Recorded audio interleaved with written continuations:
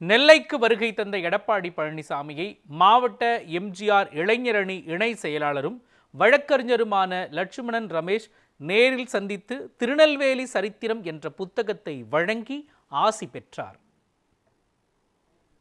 அதிமுக பொதுச் செயலாளர் எடப்பாடி பழனிசாமி மக்களை காப்போம், தமிழகத்தை மீட்போம் என்ற புரட்சி பயணத்தை மேற்கொண்டு வருகிறார்.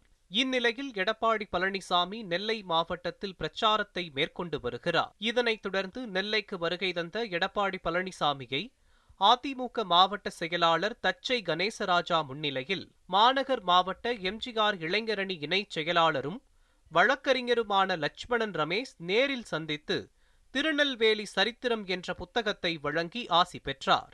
அப்போது வழக்கறிஞர் சுபாஷ் சுந்தர், பாலமுருகன், ஜேடிபி திருமலை சங்கர், இசக்கி, சக்தி, 1000 கே செல்வகுமார், திருமலையப்பன், அபுதாஹிர், ராஜேஸ்வரன், மோகன்ராஜ், பிரபு ஜோதி, முருகன், வெயிலுமுத்து, சலீம், தம்பிதுரை, பாலை பரமசிவன், வெங்கடேசன், ஜெபசிங், வேம்பு, நந்தகுமார், மந்திரமூர்த்தி உள்ளிட்ட 50 வழக்கறிஞர்கள் தங்களை அதிமுகவில் இணைத்துக் கொண்டனர்.